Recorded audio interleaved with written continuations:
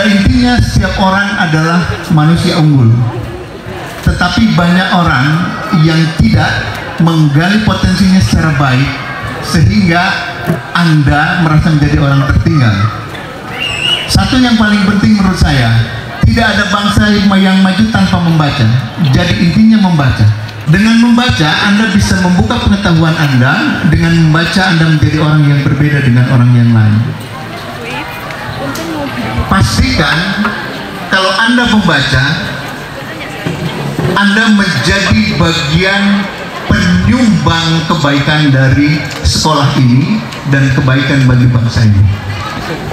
Gimana sih membaca itu harus satu buku full atau sedikit-sedikit, gimana sih, ada kiat-kiat nggak Pak Ferry untuk anak-anak kita ini? Iya, membaca itu nggak usah juga terlalu serius menurut saya, tapi yang paling penting kalian yang penting suka dulu. Apa sih sukanya kalian? Teman-teman sukanya apa?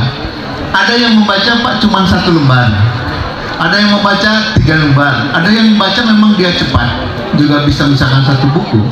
Tetapi membaca dicicil pun nggak jadi masalah. Tapi yang paling penting setiap hari berikanlah asupan gizi yang bagus dari membaca untuk pikiran kita. Oh, jadi selain tubuh butuh gizinya dari makanan, betul. Tapi rohani kita, pikiran kita juga butuh nutrisi. Betul. Itu berupa membaca ya. Betul. Betul. Terus bagaimana kita membiasakan ini anak-anak kita ini Pak Ferry jadi suka membaca ini dari temuan-temuan Pak Ferry kan keliling Indonesia ya, biar kita hobi tadi kan yang paling suka dulu membaca. Gimana itu Pak Ferry? Iya, halo, masih dengar? Jadi pertama Anda harus menyadari bahwa kita ini adalah bodoh. Kita harus menyadari dulu, bukan merasa pintar sendiri, bukan merasa pintar, merasa bodoh, bahwa kita ini perlu pengetahuan. Karena kalau Anda tidak berpengetahuan, Anda akan membuka gerbang kemalasan dan Anda bahkan bisa membuka gerbang kejahatan. Karena kebodohan itu yang akan menimbulkan kejahatan. Jadi yang jahat itu masih bodoh. Iya, belum jadi manusia yang betul. Jadi artinya begini Pak, sederhananya bahwa membaca itu penting, tetapi Anda harus punya kesadaran penuh bahwa menjadi baik itu penting. Membaca itu bukan menjadi orang yang sok pinter, tapi menjadi baik untuk kebutuhan diri sendiri. Dan kalau bisa berguna untuk orang lain itu lebih luar biasa. Luar biasa, tepuk tangan dulu dong. Jadi anak-anak gitu, kata ahli, kalau kita berbicara, kita belajar 1 kali. Kalau kita mendengar, kita belajar 3. Jadi ketika orang bicara, sebaiknya kita mendengar, tidak bicara, dibiasakan. Itu juga belajar akhlak yang baik. Ketika orang berbicara, kita dengar. Ini Pak Ferry, saya dapat teori. Ketika kita berbicara berempat, kesempatan kita berbicara itu hanya 1/4, tapi kesempatan kita mendengar 3/4. Nah ini mengundang Pak Ferry ini, kalau orang lain, kalau kita mengundang khusus nggak akan terbayar ini ilmunya ya. Jadi karena mantan pacarnya di sini, dengan sukarela beliau ke Semanuan ini ya. Amin. Jadi kita dengarkan ilmunya ya. Jadi tidak ada yang apa. Ini Pak Ferry, tadi kita bicara kebodohan, kecerdasan.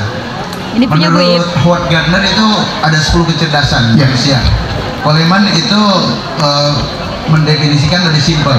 Ada intelektual, kecerdasannya kan, ada emosional, ada juga spiritual vision, kan. Nah di Howard Gardner dulu, di antara kecerdasan itu adalah kecerdasan lingual, gitu kan. Lingual itu kecerdasan verbal, kecerdasan berbicara, gitu kan. Nah menurut Pak Ferry bagaimana kita mengembangkan kecerdasan verbal ini? Karena menurut Howard Gardner ini, bahwa kecerdasan manusia itu minimal ada 3 katanya, minimal ada 3 kecerdasan yang diketahui. Kadang-kadang kita tidak tahu kan kecerdasan apa. Pak Ferry barangkali kalau punya kiat-kiat, punya strategi bagaimana kita menggali kecerdasan yang ada pada diri kita masing-masing itu Pak. Sehingga kita dari manusia bodoh menjadi manusia pintar. Ada Pak? Ya. Pertama harus disadari dulu kita sukanya apa, potensinya apa. Tolong acungkan siapa yang suka bernyanyi, angkat tangannya. Angkat tangannya lebih tinggi. Oke, yang suka nyanyi. Oke, stop, boleh turunin lagi. Yang suka matematika. Guru matematik tentu. Mana Pak Gun? Oh, Pak Gun. Yang suka matematik, yang suka main. Oke. Yang suka ngobrol. Yang suka melamun.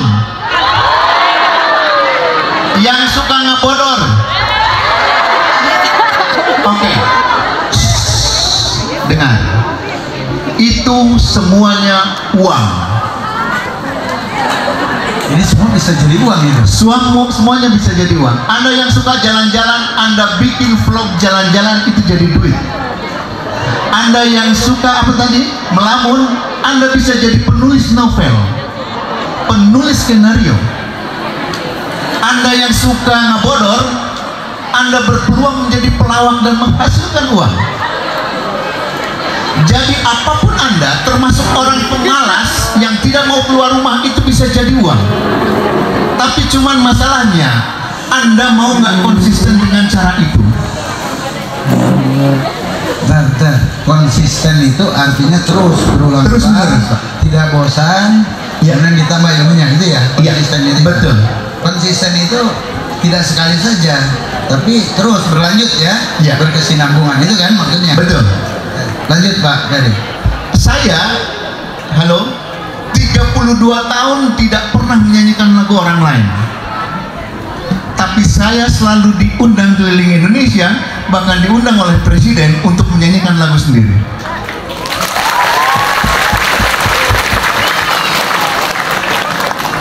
Ketika Anda punya cara yang lain, maka Anda harus menjual dengan teknik juga yang lain. Ada yang bilang pada saya bahwa Fer, musik kamu itu bukan musik yang biasa. Maka saya cari yang tidak biasa itu. Saya cari teknik penjualannya, saya cari teknik promosinya dan sebagainya. Tetapi ketika lagu-lagu yang kamu ciptakan penuh kebaikan, maka Allah akan mengirimkan malaikatnya untuk membimbing kita dan memberikan rezeki yang lebih pada kita.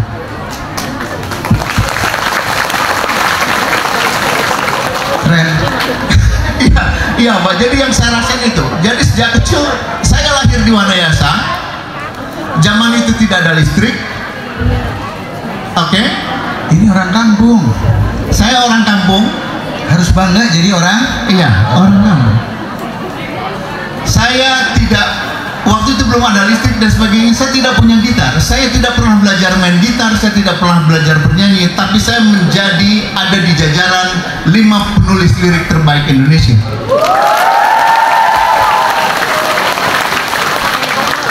Jadi maksud saya, jika Anda melakukan aksi, nggak usah teriak-teriak, lakukan saja pelan-pelan. Tahu-tahu sampai dan orang terbelalak. Tidak usah berdebat dengan orang yang tidak kita bisa ajak debat. Ali bin Abi Thalib mengatakan begini. Halo, dengar ini. Dengar dulu sekali. Yang lain tidak ngobrol. Ketika saya berdebat dengan orang pintar, saya bisa menang dan sesekali seri. Tetapi ketika saya berdiskusi dengan orang bodoh, saya babak belur.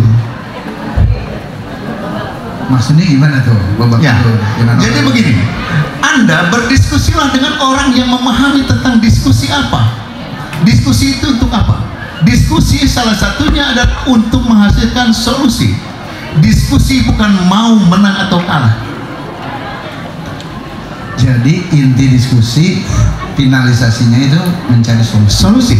Iya, jadi untuk bukan menang dan kelemahan bangsa kita. Semua ingin menang, gitu kan? Itulah yang jadi jangan ingin menang, tapi ingin selesai. Ingin menyelesaikan masalah. Masalah itu apa?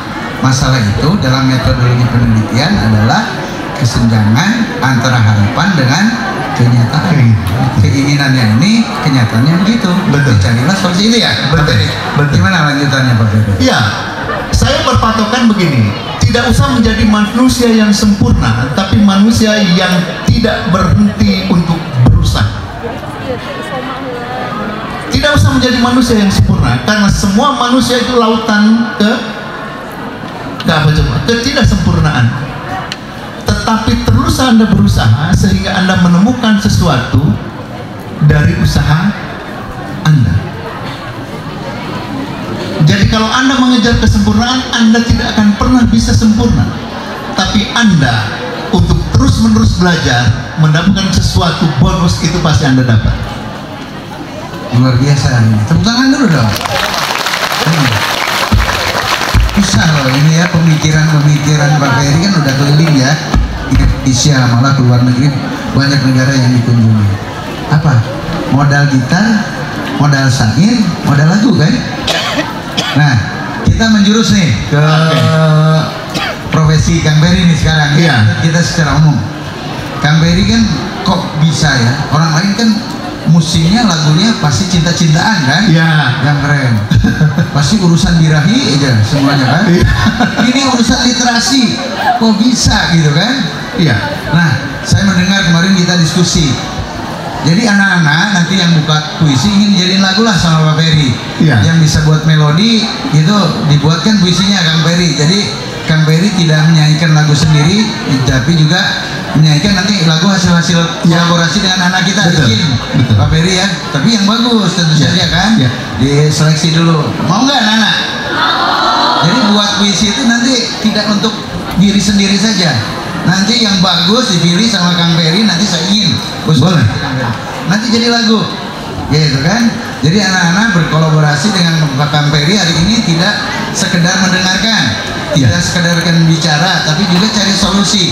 Jadi anak-anak kita nanti ada yang populer, sepopuler Kang Ferry kan. Amin. Mau nggak? Nanti dapat duit banyak. Mau nggak duit? Duit itu semua serba duit sekarang gitu kan. Jadi ada dua dalam teori, ada musikalisasi puisi, di mana puisi musikalisasi puisi itu dari puisi dibuat menjadi lagu. Ada literasi melodi, terbalik ya, musikalisasi puisi ada literasi melodi. Dari melodi dulu nanti dibuat diisi syairnya, jadilah lagu juga. Proses penciptaan lagu itu ada dua. Menurut teorinya seperti itu ya Kang Ferry. Ada musikalisasi puisi, ada literasi melodi. Kalian yang bisa musik buat melodi, nanti diedit sama Kang Ferry.